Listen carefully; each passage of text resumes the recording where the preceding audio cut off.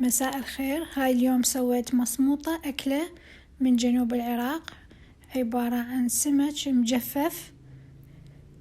طبعا هاي اليوم أنا سويت سمشتين من مجموعة السمك اللي صدناه بالصيف وجففناه مثل ما تشوفون. هنا حطينا له نظفناه كل زين وحطينا له ملح بكمية كبيرة وبهارات، وعلقناه بهالشكل برا. لازم يضرب الهواء والشمس إلى أن يبس تماما. واليوم سويت من عنده فد كمية. سوينا اللي يابسات كلش يعني. هاي هنا سمشتين راح أفور على النار أول شي وذب المي ماله، وطبعا وراح أضيف وياه سمك صغار هم يعني مجفف احنا مشتريه مثل الزوري، بس يعني ينطي فالطعم، يعزز الطعم مال المصموطة.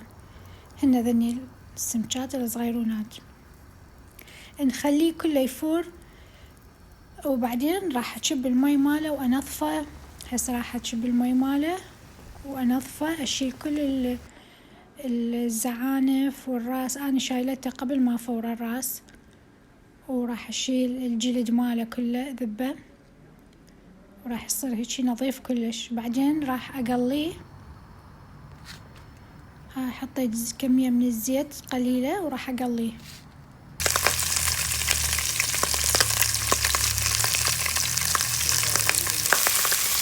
طبعا لازم برا تنطبخ المصموطة مو داخل البيت، يعني أديها ريحة قوية كما وسويها. ورا ما قليتها بصلة كبيرة، بصلاية كبيرة وراس ثوم مقطع.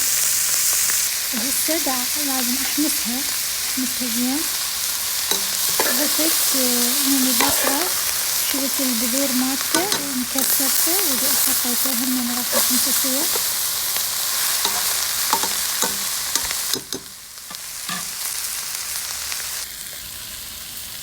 راح أضيف فد ملعقة أكل من الكزبرة الحب، تنطي فد نكهة كلش طيبة للمصموطة.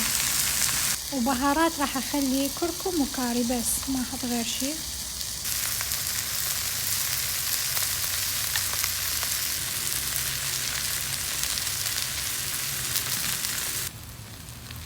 وهاي مكعب شوربة الخضار راح أضيف 2.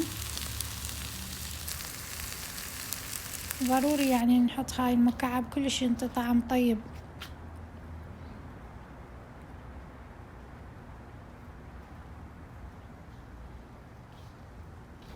انتظر شوية تنحمس الماء فيها. جبت مي مغلي راح أضيفها، ما نحط مي هواية، بس مجرد تغطى السمك.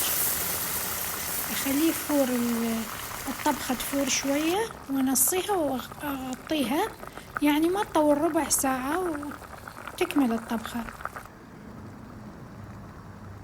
هسه غطيتها ونصيتها، انتظر بين ما أحضر البصل، الخبز العراقي والفلفل الأخضر.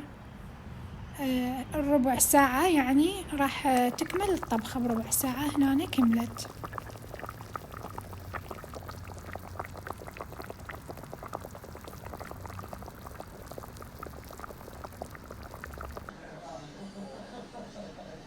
هسه جبت الجدر جوا بالبيت وراح نصب ونتغدى، وألف عافية.